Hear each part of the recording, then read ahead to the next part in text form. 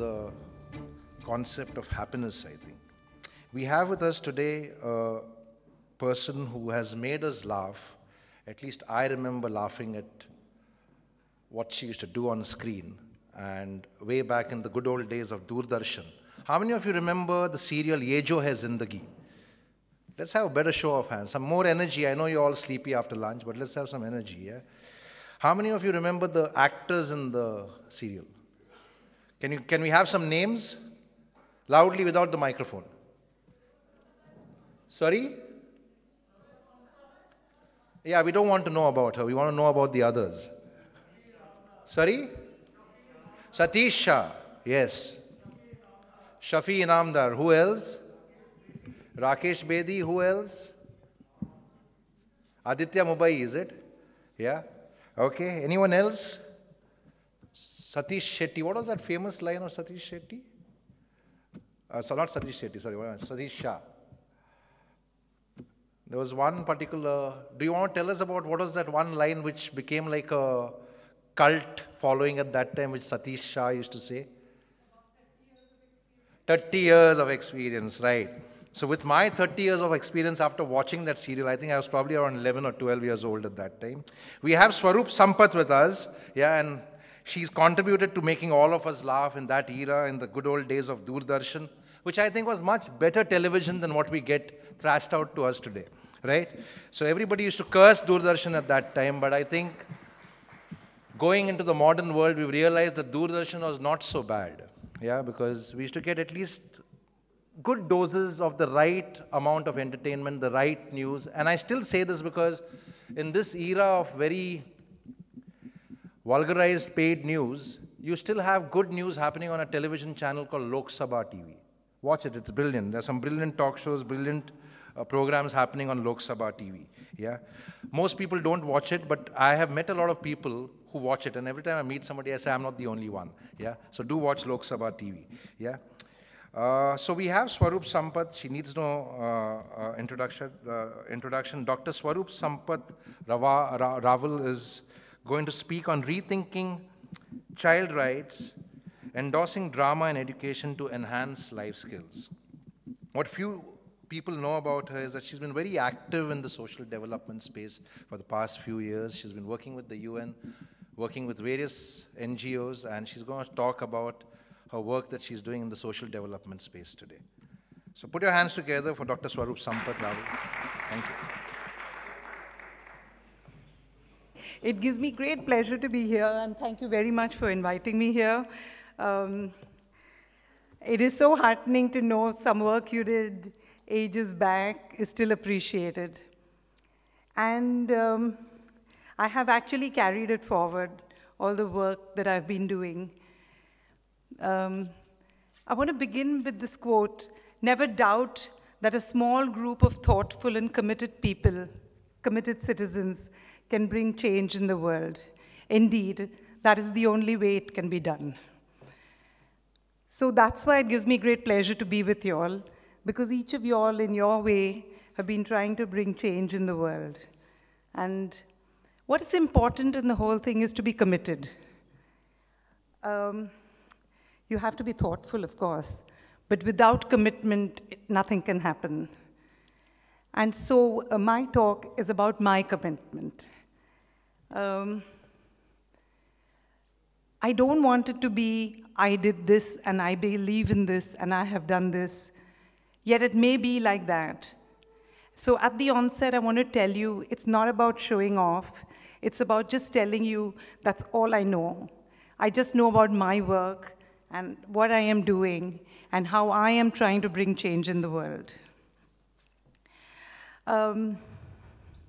My commitment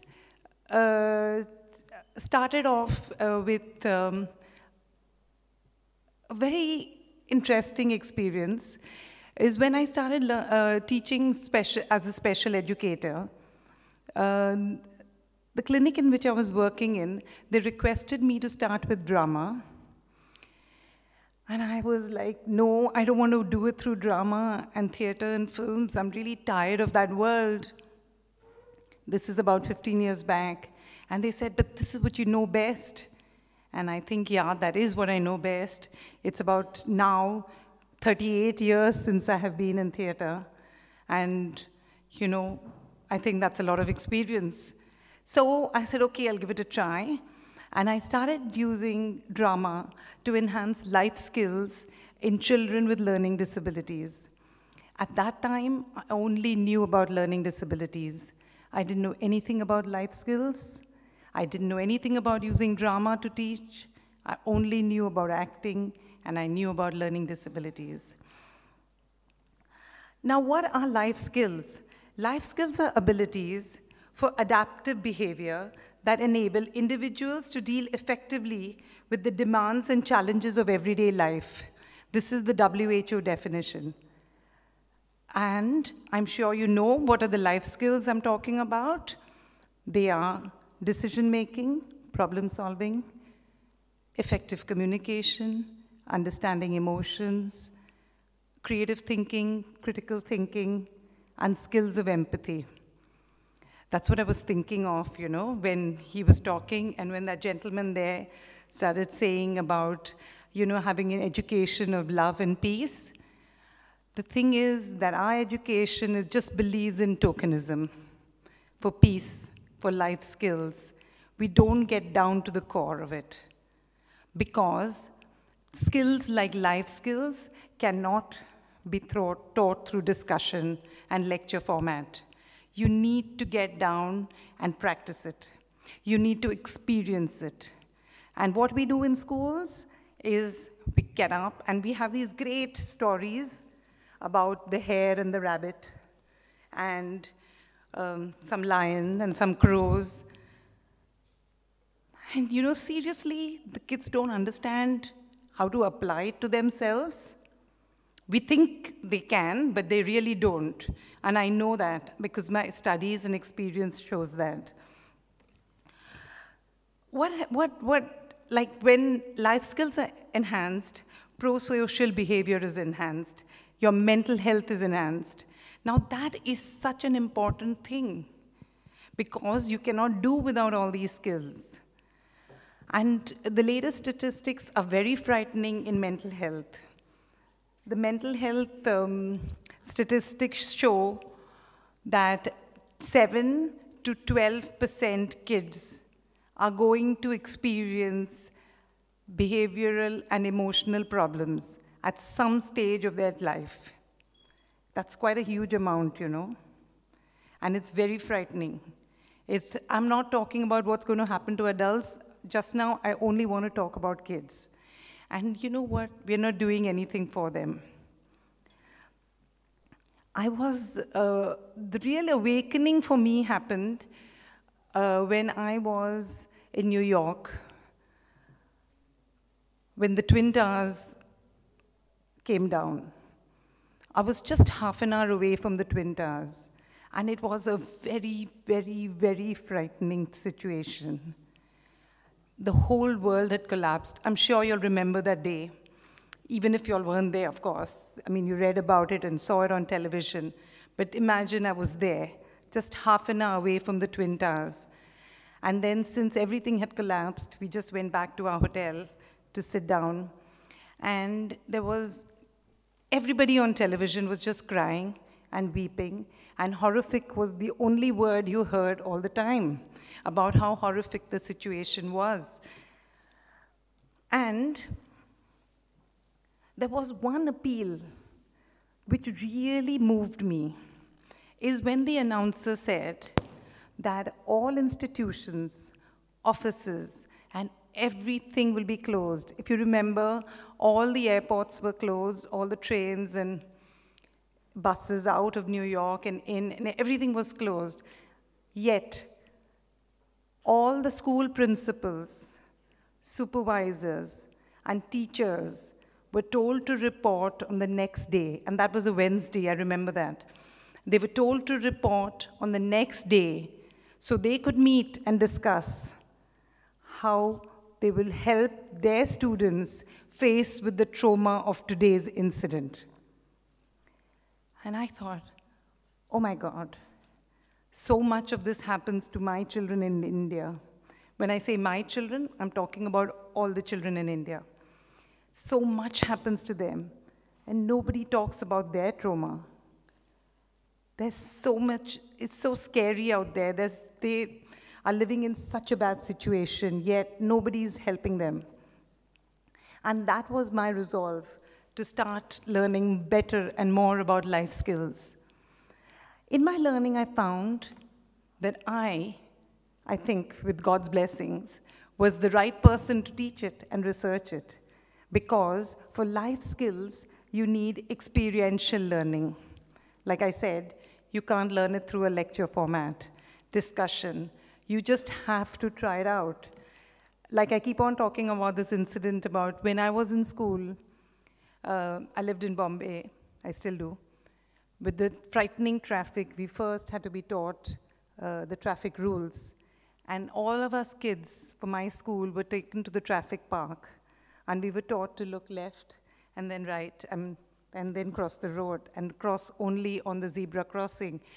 And I don't make that mistake ever. So I first look right, then I look left, and then I look right, and then I cross the road, no matter where I am. We were told always to walk on the left side on the steps. All through my life, and even today, I always walk on the left side. It's because I have practiced it so much. And that is the catch. You need to practice life skills because you are born with most of them. Communication skills, you're born with them.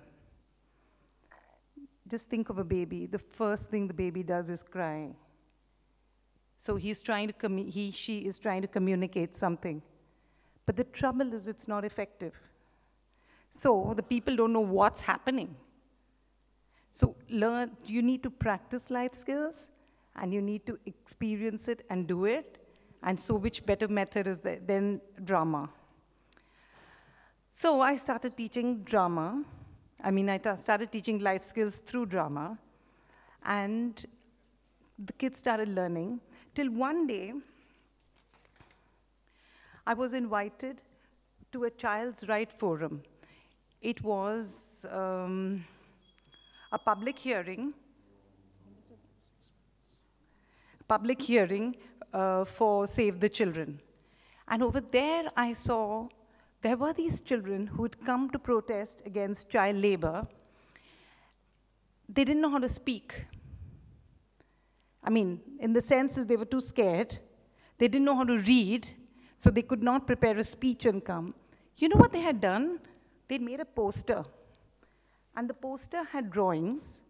And on the drawings, they had done what all happens to them and all the harm that comes through child labor that they have been doing, and why we as adults should change the child labor laws or help the children who are in child labor.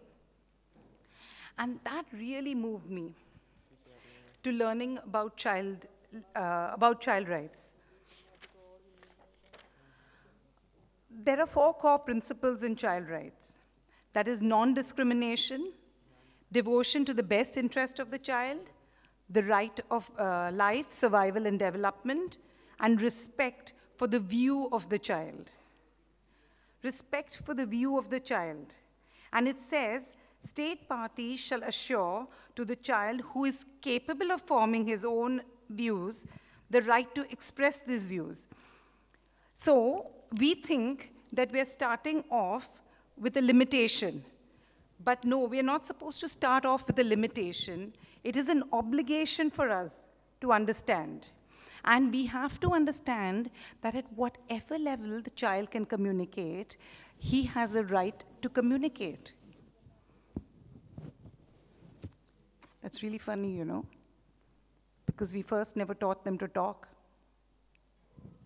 We never taught them decision-making. We did not teach them problem-solving. Tell me very truthfully, how many of our children do we allow to make decisions for themselves? This is a skill that has to start from young age, like 2 and 3. And you all will be very surprised to know there is a world-famous research in skills of empathy, and they are being taught at nursery level. So I refuse to believe that any of these skills cannot be taught. The trouble is we just don't allow them to do it. And the minute we allow them, the minute we teach them these life skills, and we enable them and we empower them to be able to talk, then we are really facilitating life skills. That is why that is why my title is To Rethink Child Rights. Whatever we do for child rights is just tokenism. And remember, it is not the responsibility of the state. Child rights is your and my responsibility. It is not only for the state to make the laws, but it is that we have to see that child rights are being followed and that we are not taking away child rights. At the same time, my children, the children I teach, I tell them that because you have child rights, that's not enough. It is your responsibility to see that you do not break a child right. And it is your responsibility which comes with the rights. So that is what I mean by rethinking it. The thing is that we just don't do any of this. We just talk, and we expect that the government has to do this and the government has to do that. No, I don't agree with you. I don't think the government only has to do it. If you want to do it, you can get up and make a change. I'm going to end by reading a poem.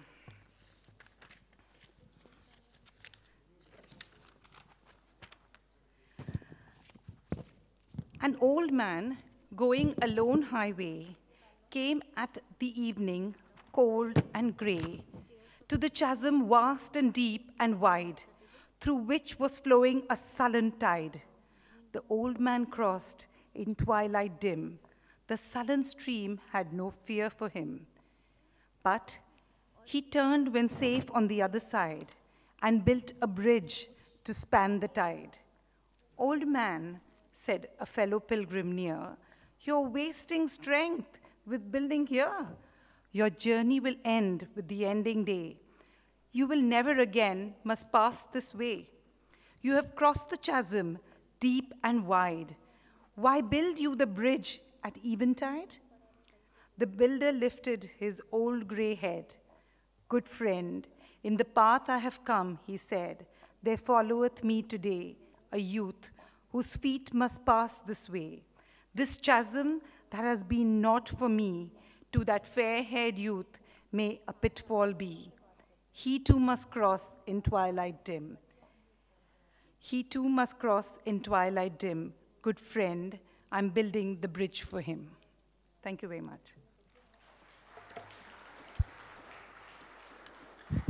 Thank you. That was Dr. Swaroop Sampat Rawal. Very impressed, very insightful.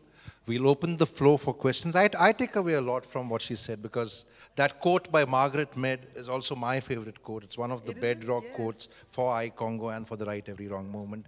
And change has always happened because of the few, never because of the many. In the history of the world, change has always been led by the few. History proves it. I also take away what she said, that most of our children are brought up in the culture of silence.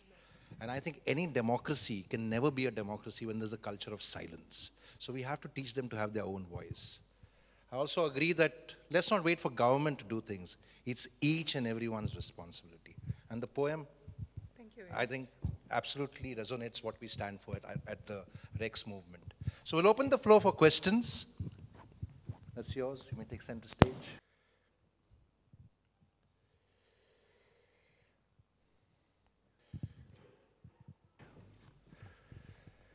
Questions, please. Okay, let's go with Hemant first. Yeah, Anita will come to you. Hello. Yes, my name is Hemant. I am from Varanasi. We know that once time one lady came near to Mahatma Gandhi. She told my son is eating more sweet. Gandhi told him, don't eat. Actually, my English is poor. Okay, no problem. I have a question. In a world country, there is life skill education in different form, in college training. I want to know, all life skill trainer are success in his personal life? Yes, you know what? It's the most beautiful thing about life skills. And it is impossible to teach life skills unless you can do it. Like if I get up to teach communication skills and I have lousy communication skills, I cannot teach it. I cannot teach skills of empathy without being a very empathetic person. It is impossible to teach life skills unless you are good at life skills. And I believe that at every stage of my life skills have become stronger and stronger and stronger. Great, brilliant. Thank you so much, Swaroop. That was a great answer. Okay, we have Anita. Let's have the microphone with Anita, please. Please keep the questions brief and short, yeah? Let's not get into a whole essay over here. Thank you so much, everybody. Please follow that. Yeah, I was really delighted to hear you because I've been working with child participation in the true essence with the various organizations I worked with. And you are so right about saying that children know when you can empathize, and my greatest hurdles have been adults. I've had a major problem with most adults trying to change their mindset, and no problem with children. Yes. So I think that's a great thing to know, and I've enjoyed working now only with children. I'm scared of adults. Thank you. No, don't be. I am. Thank you, Anita. Yes. Yes, we have Mr. Mike Rana. My name is Mike, as already been told. This concept that you are afraid of adults has been beautifully answered by Bertrand Russell. He said, for any change to take place, particularly in the correct direction, you need 3 generations. One generation to know about it, the second generation to learn it, and the third generation will learn from the second generation. This is why so much of improvement took place after French Revolution when women came to power. It took them 3 generations to pass on their information to the kids. In India, it's going to take another 3 generations, I think. Thank you so much. Okay. Yes, yeah. We're following all the wrong things, no? We don't understand what life skills are all about. Yeah.